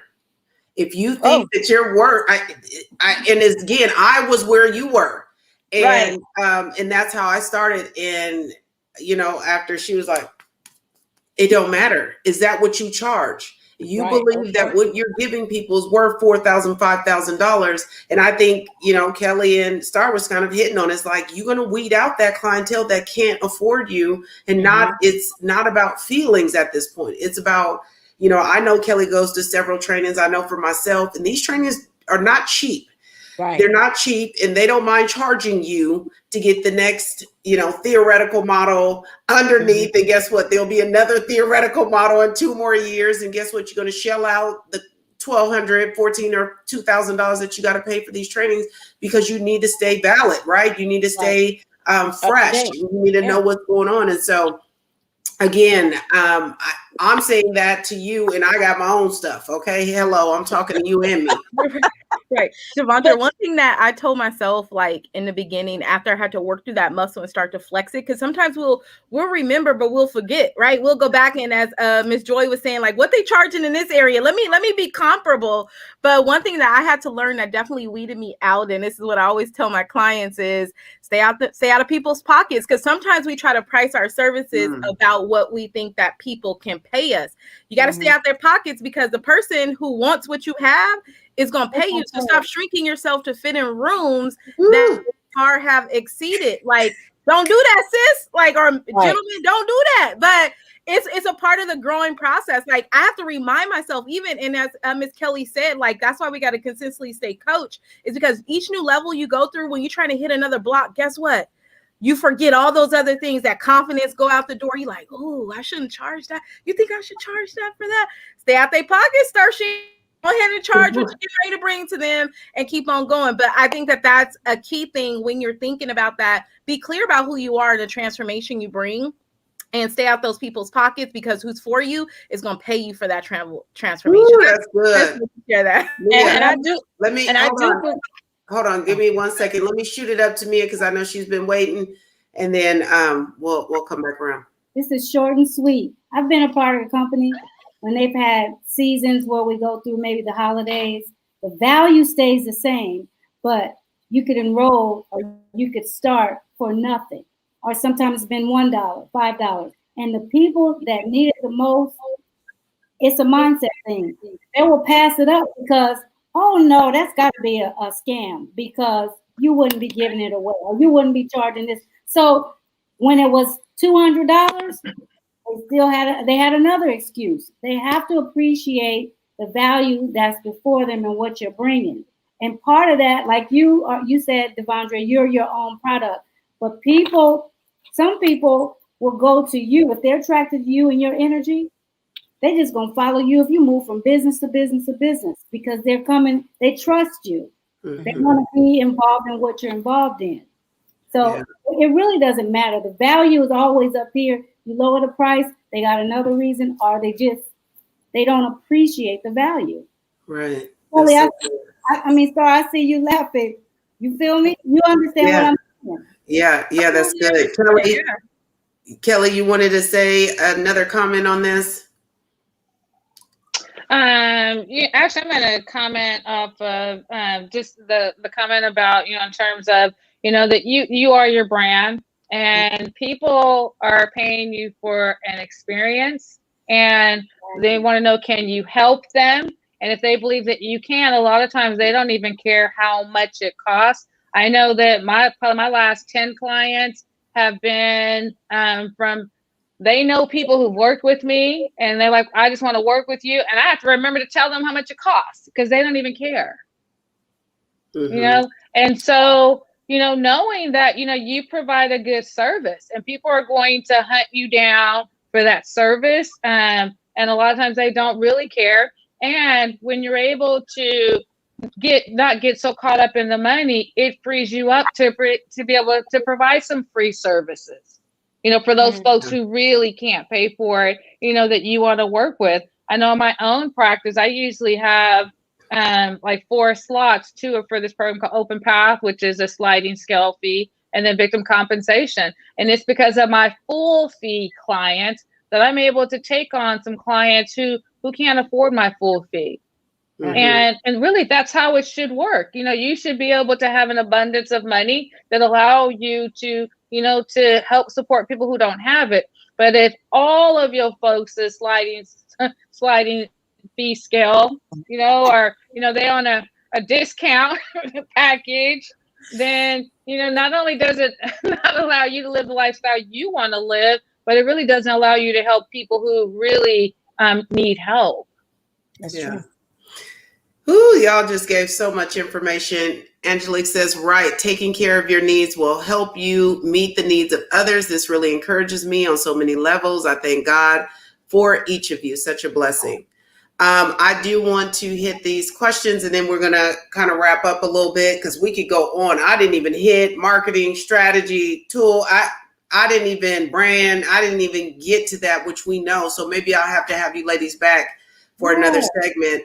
To do another one, because I think, I know there's so much valuable information. Us just talking about this just freed somebody. Hello, myself included, because I don't use the word struggle with, but I know that has been an issue for me for quite some time because of the support, because of I lack nothing, but that has nothing to do with my value, right? That has nothing to do with the experience, the training, and all those other things that I'm doing. So on the topic of competition actually keeps you on your toes and makes for a better product of service. Think of how basic McDonald's was until Burger King started to challenge them. They had to step their game up. And some people will feel that more than others, as I would say more so in product base, I would imagine, or you're in a saturated area, like there's 5 black barbecue restaurants on the corner. Whose sauce got the better stickiness? Right. Okay. Mm-hmm. At that point, you're going to have to really put it in there. And then we all started with, God's vision and God's purpose. It don't matter if there's 5 on the block, you're going to do well because he said so.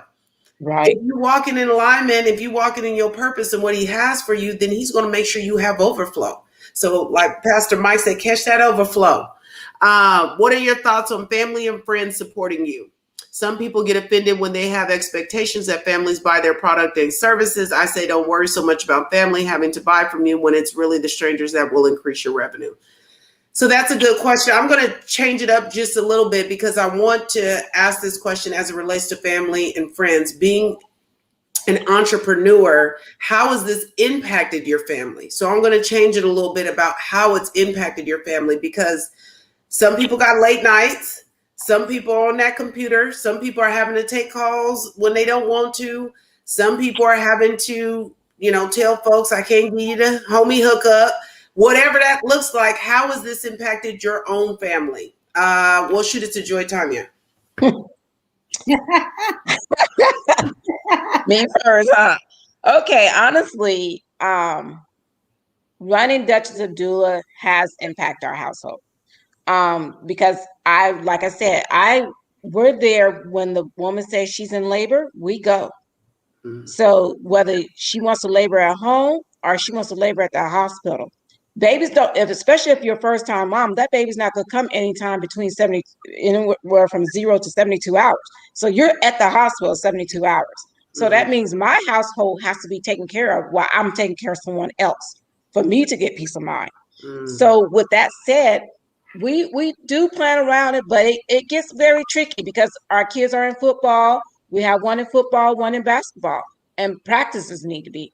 Life still goes on for them, but it comes to a halt for me because I have to take care of someone else.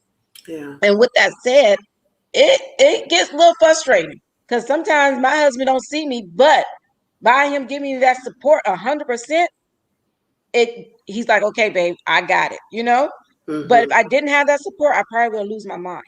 Yeah. Because I would have to worry about where my kids are going. Are they getting to school? Who's going to take care of them? Who's going to pick them up? And who's going to feed them? Yeah. But luckily, I've gained a village. Like Jade Bradley, she cooks. She has food for the soul. And I use her for my postpartum meals. So with her, I'm like, Jade, I'm getting ready to go to the hospital. She's like, girl, I got you. Go do what you take care of those mamas. I'll take care of, I'll make sure the husband, make sure he eat. Girl, let me tell you, that's nothing but a blessing because that's a less stressful moment for me to have to worry about what they're going to eat while I'm there at the hospital. So I've been blessed to have her part of my, my circle. Yeah. I've been blessed to have some church members that actually come to help out, physically come in and take Asia and Aiden to school because their dad was deployed or because he was, out to sea. I've had real good friends that be like, okay, we got you. You just go do what you need to do. That right there, when you have a village, and they say that village, it takes a village to help out, it really takes a village. And with that village that I have, I depend on them a lot, especially now with the boutique. So, because if I get a worker that's called out sick and I got a mama in labor, oh my God, it's really fires are going to, that's a firestorm right there. Yeah. Yeah. And that's so good. And it's not nothing that I can do, but I have to balance both. So I have to call in for my help. Yeah. And my village is my help. That's so bomb. Yeah, that's good because support system, right? So the impact is real. There's sometimes they get to not see mom. There's sometimes that, they don't get to see wife. There's sometimes that you can't cook meals and take people. And that's kind of like what a lot of women embrace, right? Is that motherhood, is being able to do some of those milestones or do some of those things. And when our business can, let's just keep it real, come before that sometimes. Is setting up some of those, putting something in that place in order to be able to do the work that you believe you've been called to do.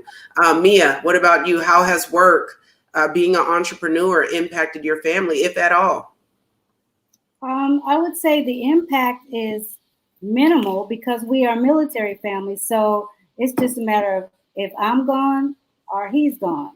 But when he was gone and it was just me and Kevin, we did what we had to do. It impacted us, but we made it through, and I had support actually at that time from the church. But it doesn't. If it's me, like we're on the East Coast now, and most of my business partners are on the West Coast. Hence, we're doing this. We make it happen. Mhm. I would just say that, and we support each other no matter what. The company that I'm aligned with is God first, family, and then career. So I'm not going to have to do anything outside of what God says is supposed to do for for the family anyway.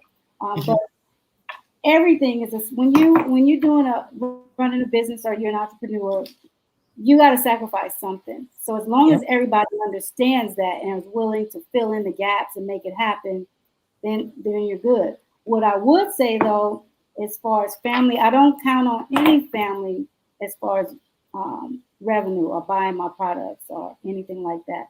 I get most of my revenue or customers are outside. And at one point, there's I don't know if it's a quote or cliche or whatever. I had seen it and I tried it, but it says, and if you're on social media, you might have heard this on Facebook.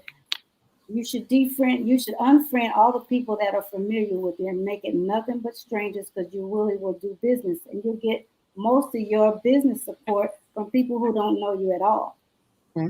So I took on that at one point and let go of all the people that I was familiar with and restarted my page. And there's some truth to it. Okay. All right. Making it work. Your family's making it work.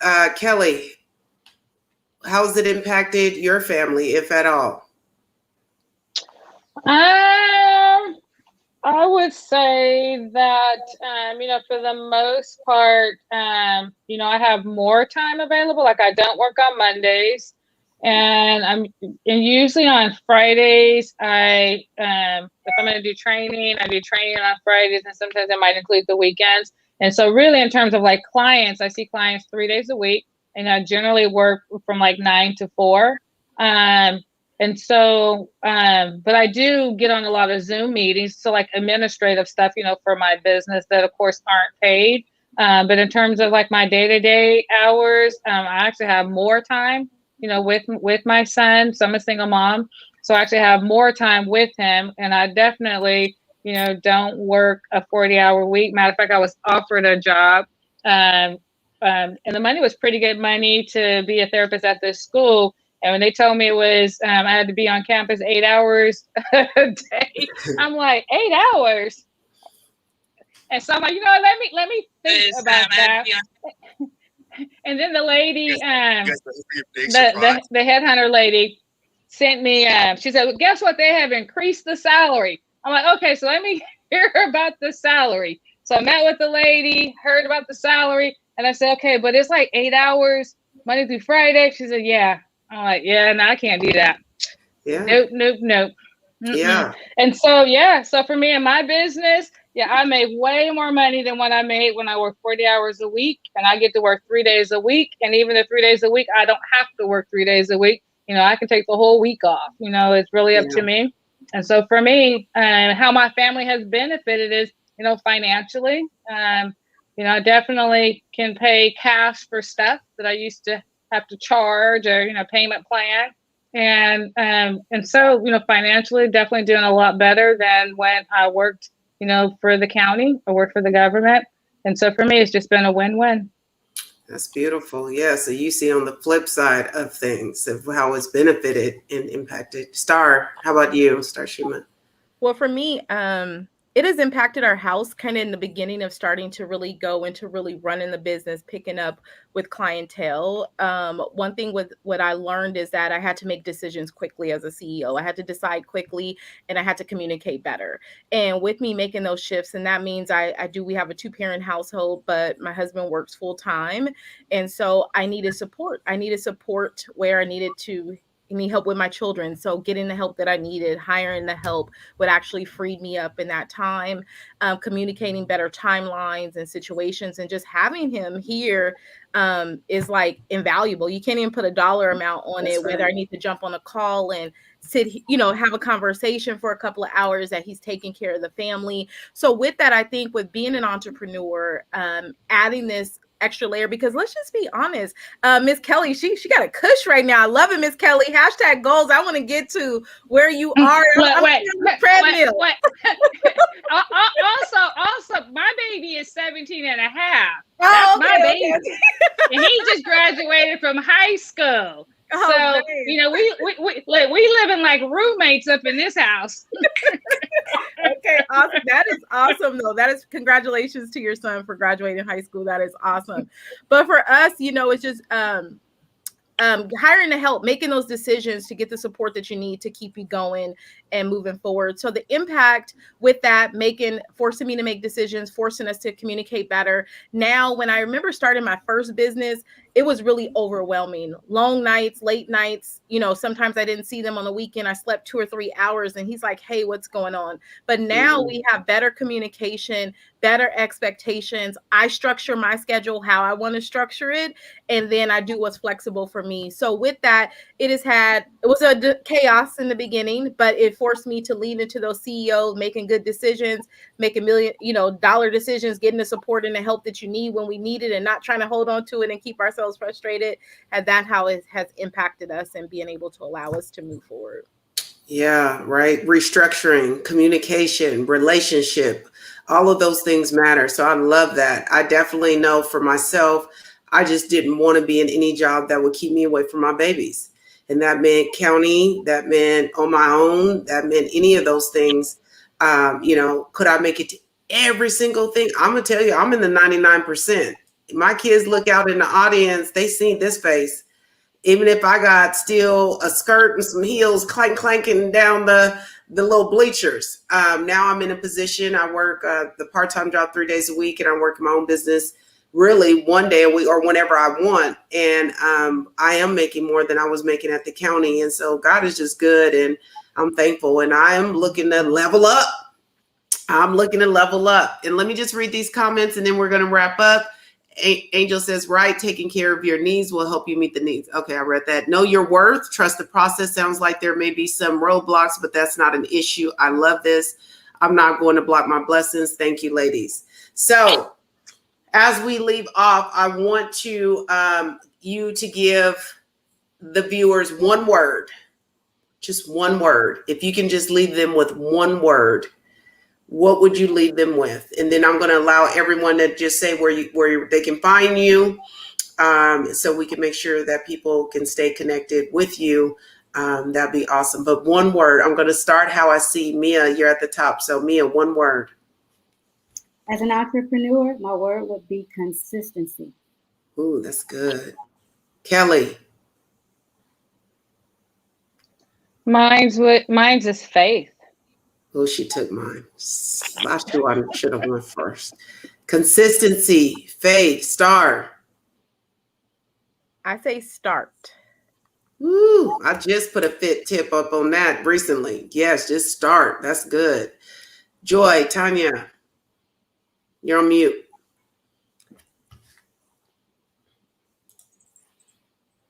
Okay, hold on. Okay, unmute again. Value. Oh, those are all so good. I'm just going to say discipline. Mm-hmm. Discipline. We got to move past motivation, because listen, sis, if I had to get up and do something today, discipline. We got discipline, consistency, faith, start, value. That's so good. All right. Well, let's put them where we can find everybody. Mia, go ahead and start. Where can we find you? For my book, livingyourInsideOut.com, just like it sounds. LivingyourInsideOut.com. Okay. And basementbeauty.com. Basementbeauty.com. All right. And is that where you are on, or do you have a Facebook plug or anything that you want to? Facebook is T.Y. Condell. Okay. T.Y. Condell on Facebook. DM me, message. I don't think you can post on my timeline, but you can DM me. Okay. All right. Email me at divinelyselfcare@gmail.com. divinelyselfcare@gmail. Do you have access to the comments right there, Mia? Because I was going to have you put at least where your book and your .coms are in the chat while everybody else is going. If you ladies want to go ahead and do that while Kelly, go ahead and tell us where they can find you. The name of my business is Onyx Trauma Healing Center. I have a Facebook page under that name. I have a website. My website is HamfordOnyxCounseling.com. My business phone number is 559-772-4677. All right, y'all. Onyx Trauma Healing Center. Look her up. Star, where can we find you? All right. You can find me on Facebook. It is Starshima. It's your personal brand business coach. That is my page there. And then you can find me on Instagram at I am Starshima. And once you link up to those two pages, you'll see the companies that I own, and then you can follow me there. But those are great spots to start off with me. I have a free community on Facebook where I give tools, trips, and strategies about helping you build an impactful brand, level up. And that's the Female CEO Collective. Y'all, you talking about putting out some content. I can't even keep up. I ain't even gonna try. But she always have something. So you guys look her up, get connected with her. She's constantly got something going on. I think she's got a wine tasting coming up. I love the fact I'm gonna try to make that. I know a lady said, "What if I don't drink?" She's like, "Come anyway." I was like, "Okay, I'm interested." So I'm definitely gonna try to make it out there myself too. Joy Tanya, where can we find you? For Duchess of Doula, you can find me duchessofdoula.com or duchessofdoula@gmail.com. And you also can find me on Facebook and Instagram. And for the Mommy Boutique, you can also find me on Facebook and Instagram. You can find me on Mommy Boutique, mommy.boutique7. All right, y'all. And you can find me, the Fit Therapist, on Instagram and Facebook at Fit Therapist. And you can find me on YouTube at Finding Inner Transformation. And okay, and we got some, and then look out the sisters and check them out. They got a lot going on. I think some went in the private chat instead of, let me make sure it gets in there. I'm gonna copy it. And if you have any questions for any of the ladies, please reach out. Even if you're watching this in a recording, definitely put your comments, your feedback, your questions in, and I will funnel them out to whoever you have them specifically towards. But one of the things that I love is just start. Just start. Just start. Get value for yourself and your business. Be consistent. Have faith and take the leap. Listen, that part was a whole stretch for me. And more importantly, have discipline. We cannot live off motivation. So I'm thankful for my guests, my panelists, for being here today. Thank you for everybody who left a comment, a question, gave feedback on today. I look forward to another session with these ladies just to talk about strategy, marketing, branding, how important those things are to your business, because you can have the most unique thing, but if nobody knows you have it, what we doing? So I know that that's a whole nother segment. So thank you, ladies, for being on. God bless. Good night.